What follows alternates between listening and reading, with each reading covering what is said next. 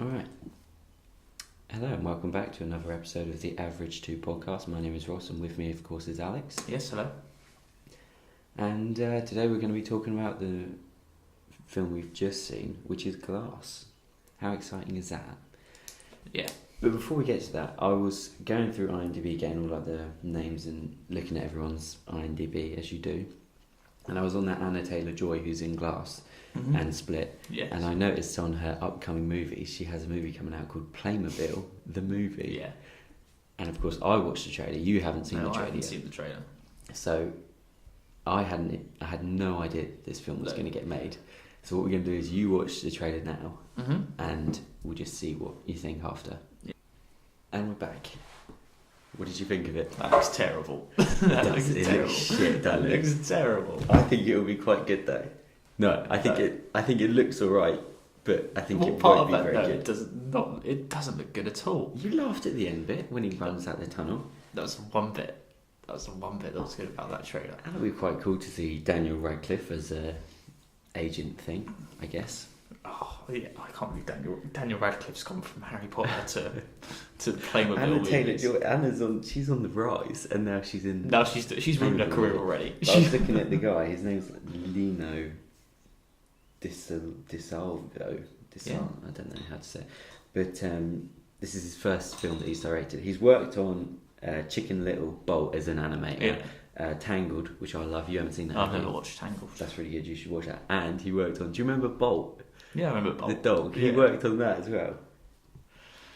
But he's never written a film, and he did the story to this. Maybe he should stick to working on things rather than writing. We'll see. Sometimes people when they go from doing the animation to directing it, sometimes it goes all right. But Well, I don't want to judge it on a trailer, but I think it looks good. I'm actually kind of excited for it. It reminds me of the Lego Ninjago movie. You know, when it started off when they were people, and then it went into they were Lego, wasn't it? yeah.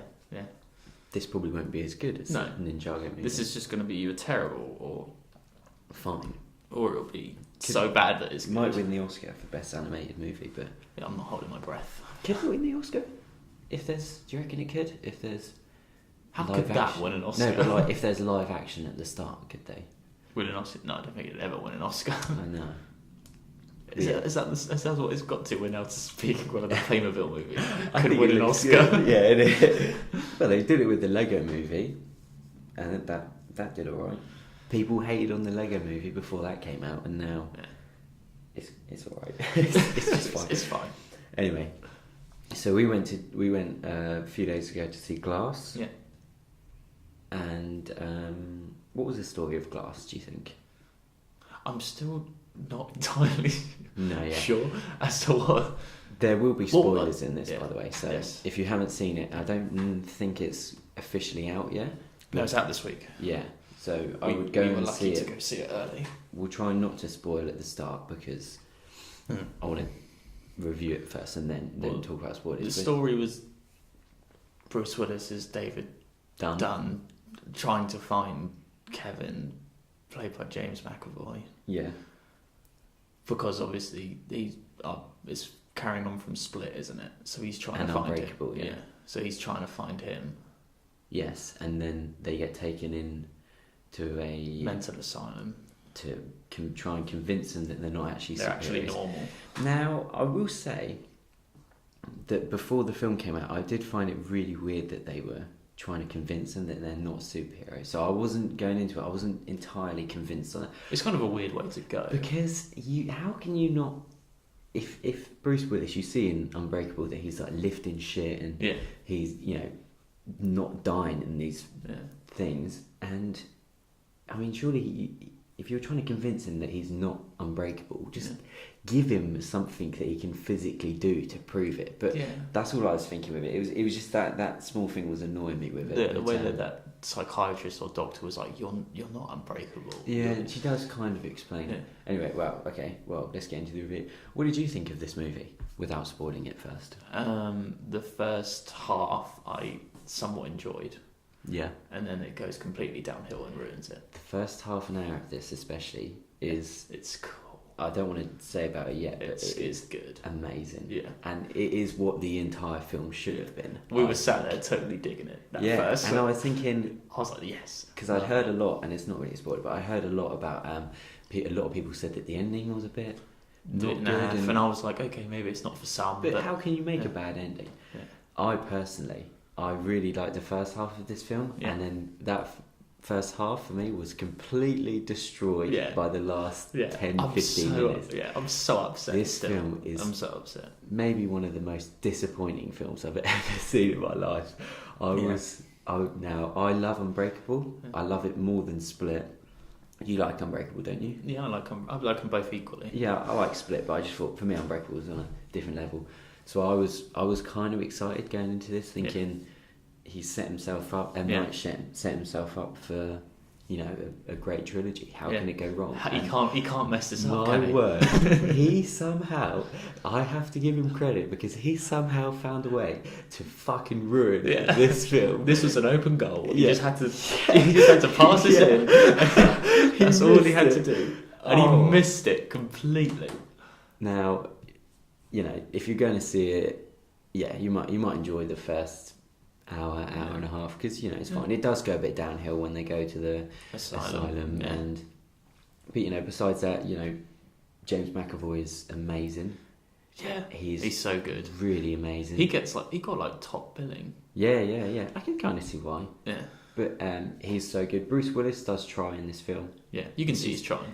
And he kind of almost looks like he does want to be there. Yeah, it does look like he does give a shit. He does, at the end, he does look a bit goofy, which I'll hopefully get back to. Yeah. But, and Sam Jackson, he's fine. He's fine in everything. Yeah. But, and everyone else is supporting. It was kind of cool. I always do like seeing when they make a sequel, 10 years later or whatever. It's interesting, isn't it, from that amount of time, what they're going to do. And when they bring back, Spencer Clark, who plays his son in the original. Yeah, I wasn't expecting that at all. No. I thought they'd just get someone else to play his son. That's why I thought they might bring back... They didn't bring back Robin Wright as the wife, because we're going to talk about that. But she's not in it. But his son's in it. It's kind of cool seeing him. And it's the same mum as well from... Elijah's mum is the same as well. So, it's kind of cool seeing them. I do like seeing that. But, go see this movie, prepared to be disappointed with the ending or... Walk out in an hour, you can just leave. Yeah. Leave at that hour mark and just get out. I mean, it looks great from the start. The writing's pretty good for it for the most part. The story's fine. It gets into it quite quickly as well, which I like. It doesn't take a long time to get into it. It just goes straight into it. Yeah, it's a 2-hour, 9-minute film, and it gets going pretty quickly. Yeah. Slows down in the middle. Yeah. It's got good action in it, some good fighting, and some ideas are in it. Yeah. Some ideas. Yeah, whether there's ideas in it. Yeah. Are successful or not is up to you. But go see it if you I would. Yeah. If you like Split and Unbreakable, and go see it. I think if you like Split and Unbreakable, you have to go see Glass. Even though we were disappointed by it, you have to go see it. Just for the first 20 minutes. Yeah. But now that we've said that, we're going to get into spoilers now, and you shouldn't don't listen if you haven't seen it and you want to see it, because the ending. Yeah. Do we want to talk about the ending now? I want to talk about it. I'm just so upset. I want to talk about. We'll go through it. We'll go through it now. Yeah. Right. So basically, Bruce Willis is looking for Kevin. Yeah. Because he's holding some cheerleaders hostage. And also, they shared a nice shot where he's like, "This is where he was at the zoo in Split. This is." Oh yeah. And then they kind of track him down within the area. Because basically, for the last 20-something years or whatever it's been, Bruce Willis has been. Yeah. What's he called? Like the Overwatcher, which is the Overseer. That's the Overseer. Shit name. Yeah, of all the things. When I heard that, I thought, well, I'm still on board. So he's been going around, kind of not being a superhero, bit of a vigilante. Yeah, he's been helping out the smaller, the little guy, and he's been looking for the cheerleaders. They find him. They have a great fight. That was really. This is all in the opening 20 minutes. This bit, so they have a great fight. I liked how subtle that fight was. It wasn't just. Yeah, it was shit crazy. Yeah. It was really just subtle. And it was good, and he was just trying to save the chilies, and it was really great. And then they go out a window, and they get captured by Sarah Paulson, who is Dr. Ellie Staple. Yeah, she's great, by the way. She's a good actress. Mm-hmm. they get captured by her. They get taken to the asylum, and then that's when the film kind of sets off, and her job is to convince the three guys, David, Elijah, and we'll call him Kevin. Yeah, we'll call him Kevin. That character, that they are not superheroes, and they kind of, I did kind of like how they explained why they're not. Like, she's like, oh, David, you think you can see what they've done, but really he had some clay on him, and you must have just assumed that it was him. And I kind of like that. And they did the CAT scan or brain scan on David, and it was like, you've got an injury to your front lobe. Yeah, so you did actually get injured. And it's kind of like, I was kind of on board with it just because I like the three characters, and Sam Jackson doesn't really do much because he's all drugged up for a lot of this movie anyway. Was he drugged? No, because he says he's not. He's trying to. Yeah. So I thought everyone. The first 20 minutes absolutely flawless. Yeah.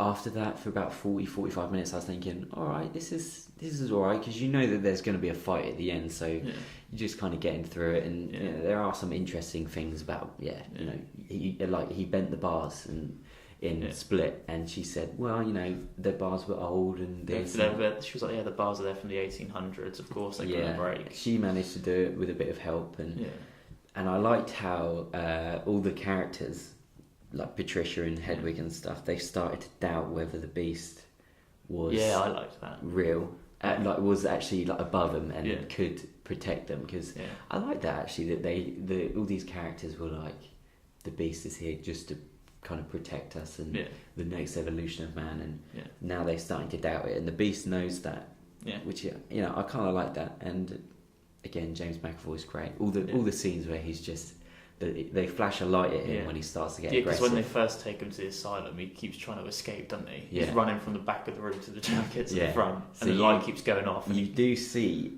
a lot of the characters. I think you get more characters in this than you do in Split. Yeah, you definitely do. He said that you do. Yeah. And it is quite cool to see James McAvoy. He's having a lot of fun with this movie. He is doing what he wants to with this movie. I think he's one of the best bits of this. Oh, without doubt, because he is so great. Good. He is great throughout the film. He's good, and so they're at the asylum. That's basically where most of the film takes place. They manage to escape. Elijah and Kevin, a weird plan. There's a running thing through this film about there's now the new tallest building in the world, but it's done so poorly that I don't know whether it was intentional, where it's like, whatever it's called, Okasaka or something building. It's the tallest building in wherever they Chicago or wherever. Yeah. I don't know. And then he's like, it's referenced so many times that you just know that, all right, this is going to be a plot point later on in the movie, isn't it? But it's disappointing because as soon as it takes a while for Elijah to show up in this. And then when he does, it kind of starts going downhill when he sort of starts. Yeah, not for his fault, but that's just when the film does take a bit of a turn. Which is a shame.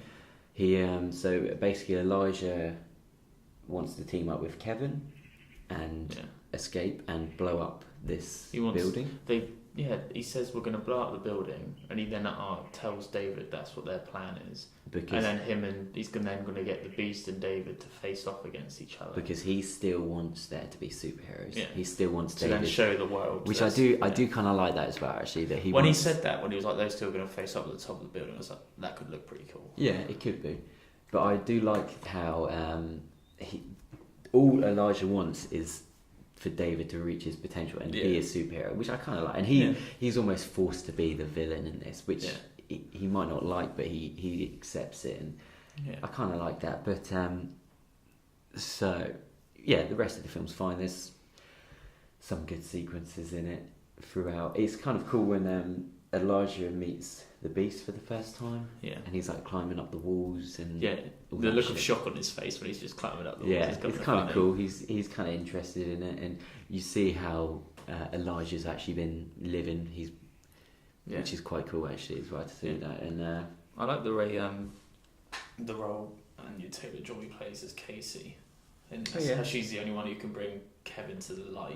She has quite an important role in this film. Yeah, more so than the mum and Joseph as well. Joseph, there's like an hour where he's just like not in this movie as well, isn't he? Yeah. He's just like, appeared, like, yeah. He's there and then he's not there. He was pretty good though. I did actually really like seeing him there, and it's basically the ending. So they escape the asylum and they're fighting outside in the car park of the asylum with the intention of going to the building, apparently. Yeah. But then it's later revealed that wasn't the intention. No, it never really was. No. Because there's enough cameras there at the asylum to capture everything.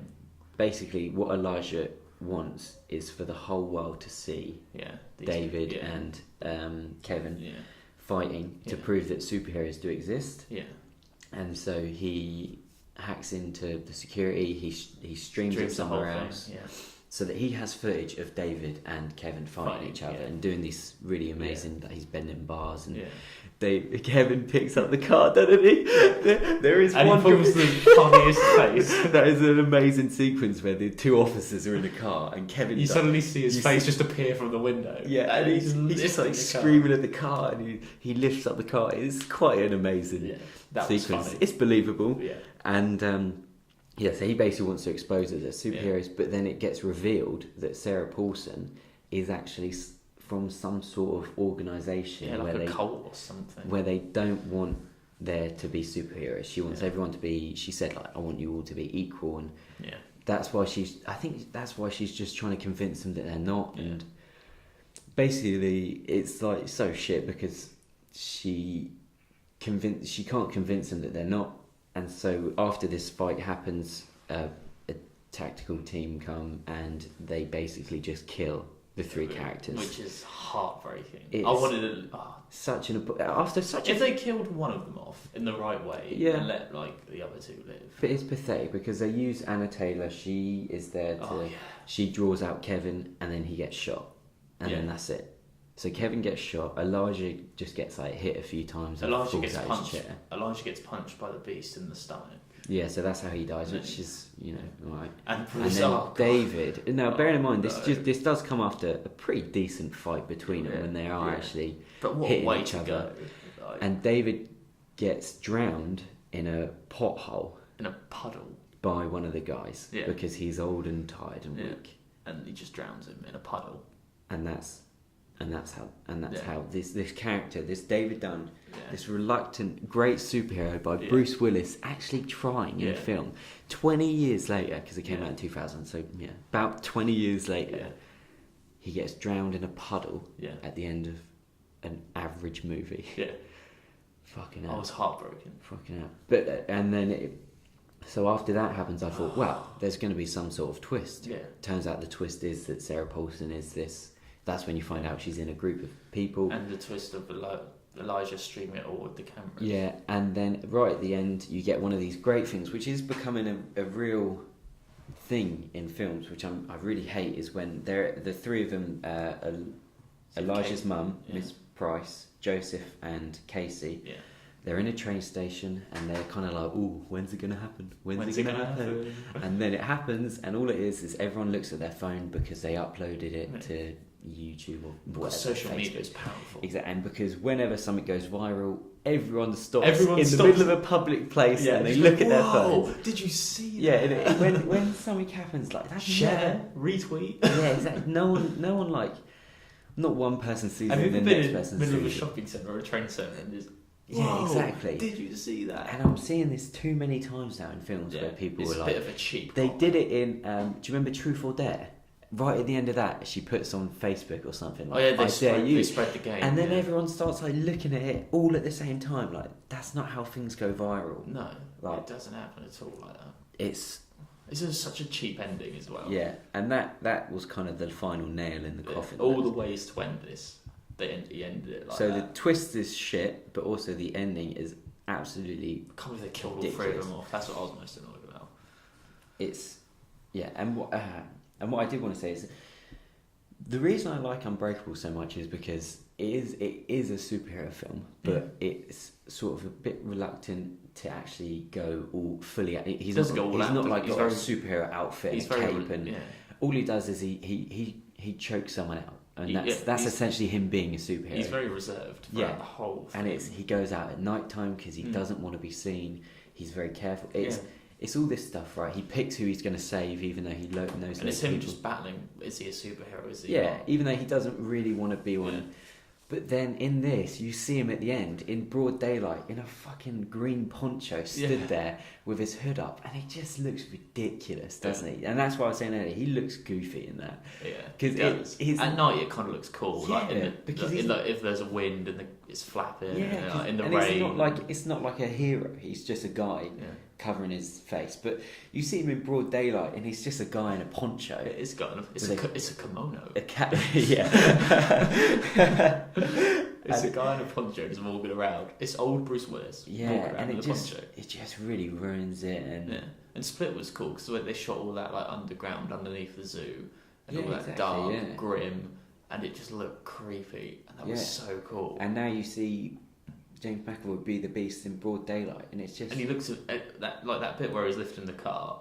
Yeah. Bit goofy when he's lifting that car. Yeah. I was still convinced. But that's what I mean, like, the first film, Unbreakable and Split, they try so hard to be different and something else and different, and, you know, and it works, because, like you said, Split is darker and at night, and, you know, it works. And Unbreakable, he don't want to be a superhero, and then Split, and then, Glass, it's just... completely shits all over that, and suddenly Bruce Willis is a hero in the daytime, and James McAvoy is running around in the daytime. In the first 20 minutes it was at night, and where Bruce Willis and him fight. Yeah. Then they at night in the rain. It looked awesome. It looked so cool. Yeah, and I mean, what I said earlier was the first 20 minutes of this film of just David looking for Kevin, because he's got these cheerleaders and he's going to kill them. Make that the movie. Make that a 90-minute movie. Why didn't you do that? And you can then insert Elijah into that. Yeah, you can have him working in the background. A brief cameo. He's there. You could have had David looking for the Beast, and then eventually at the end coming together and having this massive fight. But you could have had Elijah working in the background, making sure they meet. He could have then been the mastermind he's supposed to be, and bringing them together and having this massive fight. Don't take him to this asylum and try and make something out of nothing. Make this, you know, there's never been any sort of reference to this group of people existing or other superheroes being out there, and now it's like, oh no, the world's probably full of superheroes because comic books and stuff like that. When I saw the trailer with the asylum bit, I thought that would have been like a brief part of the film, and then escaping, and then having a much bigger ending. It's just all of it's in the asylum. Yeah, but I did think during the first fight between them, I thought this is great, but where can they go from this? And he really didn't have a lot of options, and he just pulled some bullshit out of the bag, and because if you build it up, keep David and the Beast as far away as possible. And you just build it, and build it. It would have been amazing at the end to have them finally come together. Or not even have them cross paths for a while. So, you know, you get the first 20, 30, maybe 30, stretching it a bit, but 20 minutes of Bruce Willis. Because you see him at the start, he goes into someone's house, and that bit's great because he beats up people, and he doesn't do anything amazing. He just hits him. Yeah, and. And that was great. So, you know, give us that for 20 minutes and then introduce Kevin and what Kevin's doing with the cheerleaders and how Joseph is trying to track him down, and, you know, maybe they don't find him the first time, but eventually when they find him, and then kind of, you know, drag that out a little bit and go from there. But don't... Well, you could have had... Glass could have been, like, split. Like, first half could have been... Unbreakable. Second half could have been split. Yeah, and then having come together at the end. Me personally, I would have been just fine with Elijah just having a cameo in it later on. Maybe like they all get arrested, like the David cameo in Split. Yeah, that would have been such a great. That was such a great ending. Yeah, but you know, because the character of Elijah, he can't really do much except, you know, he's the master. He just he's the guy in the chair. He just sets up things. So he himself, I wouldn't say is as interesting as Kevin, and David's not really interesting, but he can do things like that. But he could have done so much of this film. He could have done whatever he wanted. It's just we said, it was such an easy one to do. Yeah, even if they, like we said, if they made just a 90-minute film of David and the Beast fighting each other, that could have been cool. Maybe they go all out superhero and they like smash up buildings and shit, and whatever. Maybe not, but or have David finally reach his potential and him just exactly, do something. M. Night has such an obsession with these fucking twist endings. Yeah. Sixth Sense, great job. I've never seen it because it's been ruined in popular culture by everything. I've never watched it. No. You don't need to, but you know the ending's good and fine, great. Unbreakable, pretty good ending. Yeah. Glass is that. He did a few films like Signs in the Village where the twists started to go a bit downhill, and then he did, of course, like The Happening. Have you seen that? No. This is one of the worst films ever. Mark Wahlberg. This is when Mark Wahlberg's trying and everyone starts to kill themselves. Right. And the twist is, what's making them kill themselves? It's the trees. It's giving off some sort of thing to make him kill. And that's the twist. And so this is when people started to question M. Night. It's like we said when we were coming out, like he started well. Yeah, he started really good. Sixth Sense brought him up. Unbreakable took him up a little bit because I don't think people appreciated that at the time as much as Sixth Sense. And then he did those two films, which were fine. And then it just went straight down with The Lady in the Water happening and The Last Airbender. Yeah. And then he brought himself back with The Visit, which, did you see The Visit? No, it was a pretty shit film, but again, the twist it was slightly better. Split, I think he put his own money into Split. And he did it with the guy, Jason Blum, who does all these, he did like the horror films. I think he did Get Out as well, and like producers. So, good producer. He was passionate about Split. He wanted Split to be good. Yeah, I remember watching Split. I like Split so much. It feels like Split was new, and he put a lot of effort into Split. I remember seeing Split and just thinking, I've never seen anything like that before. No, exactly. Yeah, it's like a horror thriller, but James then it's McAvoy is amazing. Yeah, it's 24 personalities. Yeah, exactly. It's a good film. He's creepy. Yeah, and you see him as different characters. Yeah. It's great. You've even felt that M. Night was passionate about that film. And you're like, he's back. He's got it. Yeah, he's got it. And it's like, are you fucking serious? We're getting a third film where he's going to fight. Can't mess this up. He's going to fight the Beast. Yeah. Bruce Willis is back now. Granted, Bruce Willis will do anything. Yeah. Sam Jackson, he'll do anything, but he's a bit more classy. Yeah. You're telling me the three of them are going to be in a film?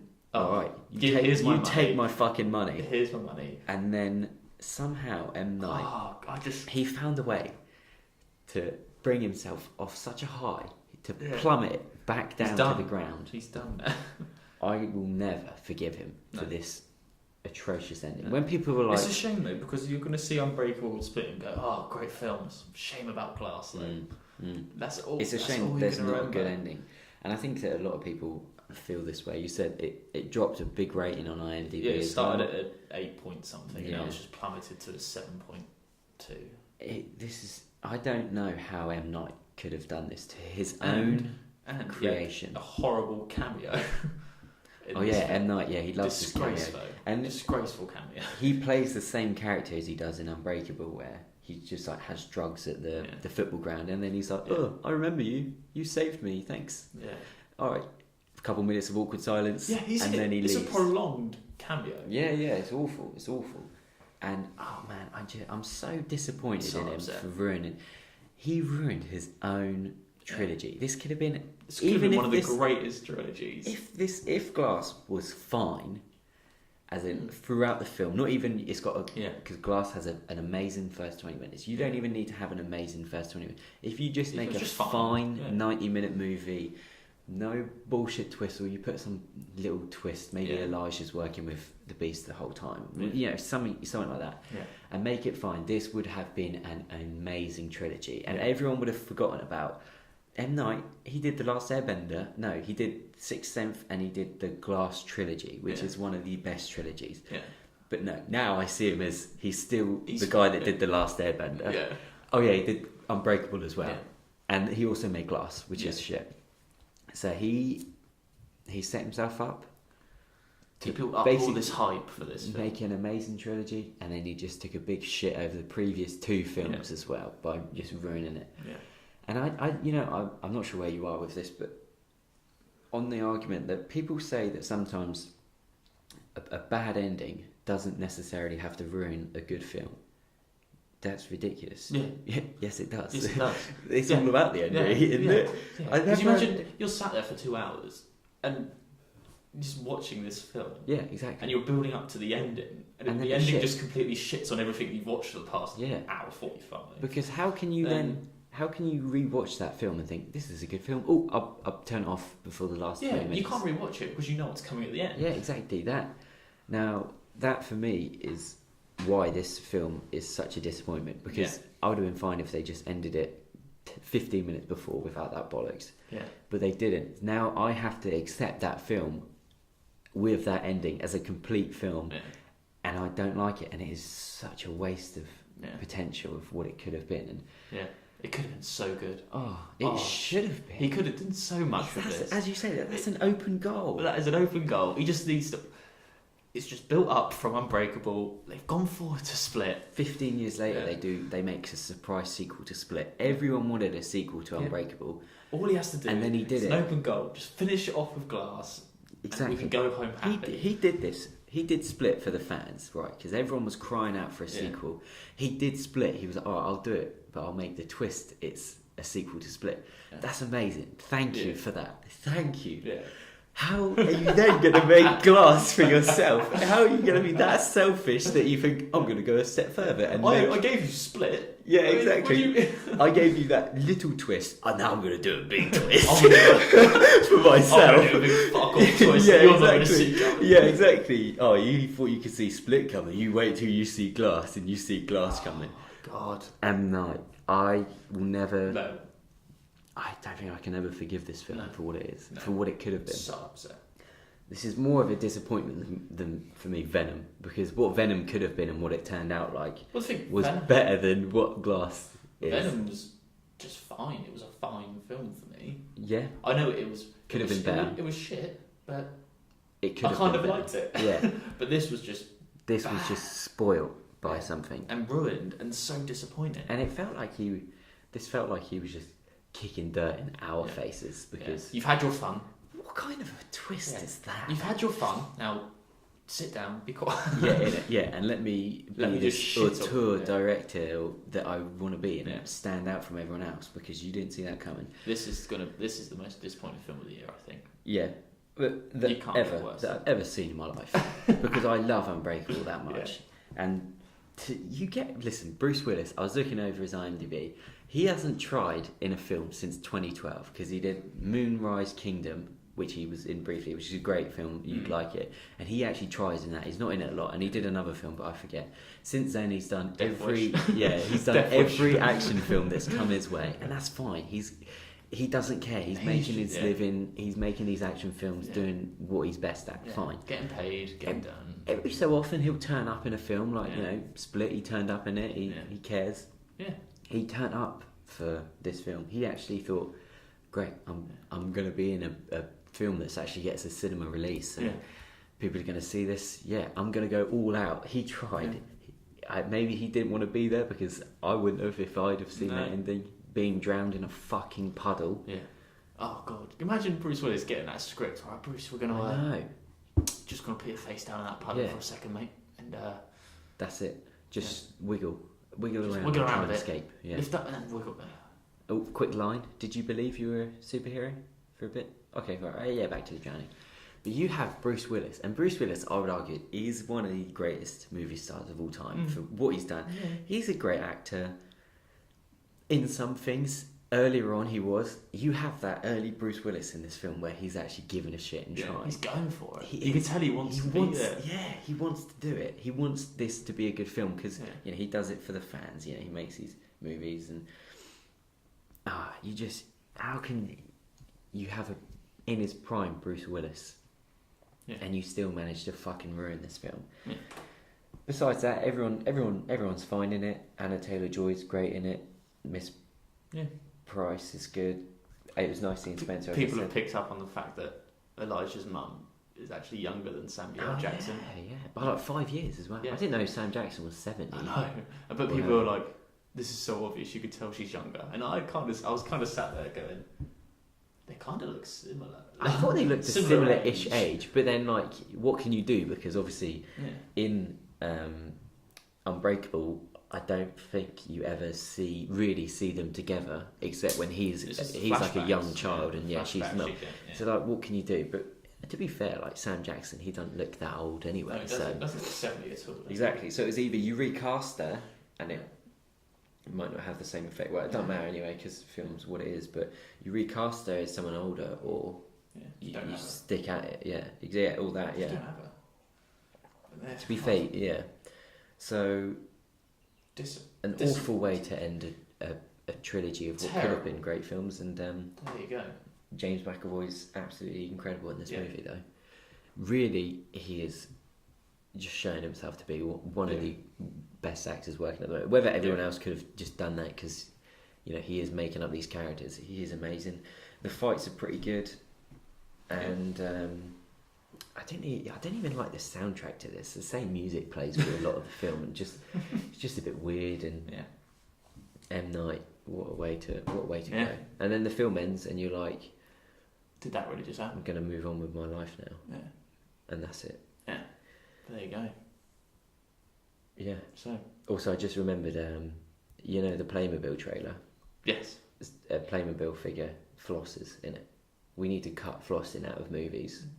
It's dead now. Yeah, it's done. It was funny when it started. Let's stop flossing, because you know that film that's coming out, Shazam, the DC movie. Yeah. He flosses in the trailer to that, and this film's not even out. This film comes out in like this year. Like flossing's done. Need to start a petition. Just stop it. It's in dead. Films. Leave that in 2018. Let's keep it in the real life. I don't want to see. I want to leave it in 2018. Yeah, I don't want to see. I don't want to see flossing in 2019. No, let's find something else. Let's do something else. Let's create something new. But yeah, okay. Well, the final question is, of course, would you buy Glass on DVD? Oh, it's so heartbreaking, but no. I wouldn't. No. I wouldn't at all. I don't want to be anywhere near that movie. No. I think it'd be so good to have, if it was a good film, to have all three of them, just the trilogy there. Yeah. On DVD. Yeah. I'd take an average movie. But now I'm gonna have Split and Unbreakable next to each other and think an empty space. There's just gonna be an empty space. That empty space of what could have been. Yeah. Of what could have been. Yeah. I'm gonna think to myself, that's just annoying me now. This could have been. And that's why I'm annoyed, because I'm gonna watch Split, I'm gonna watch Unbreakable and think, Glass fucked it. Yeah, bad. So yes, potentially could be not the worst film of the year, because technically it's fine, but it is certainly the most disappointing film of the year. I'll say that now. Oh yeah, I think it's, unless something comes out that's I can't even think of what I'm looking forward to this year, but I'm not sure if anything's going to be as disappointing as this. But again, James McAvoy's great. Sam Jackson's great, and Bruce Willis is great. M. Night Shyamalan is not great. No, he's not. He's not. Leave him in 2018. I don't want to see him anymore. Maybe he's done. Maybe this is the last. How many comebacks can you make? You can't come back from this, I don't think. Well, it'll probably make a lot of money, and I think it'll make money. But maybe he will go back to his low budget indie roots. But I would also not buy this on DVD, and I know that in 4 or 5 months' time, when I go on iTunes to look at the new releases, I'm going to see Glass, and then I'm going to see Unbreakable, Split, and Glass buys a trilogy for 20 quid, and that is going to bring me back to the moment of heartbreak of this film. Yeah, you're going to see. Yeah, buy this as all three. Can I just buy the two?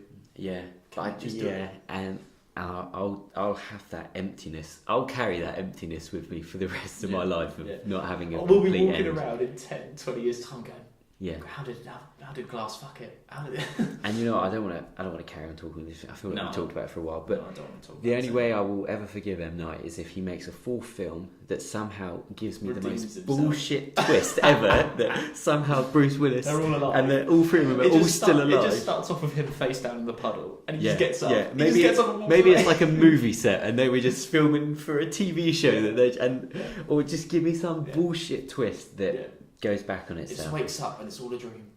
Or you make the son unbreakable. Yeah.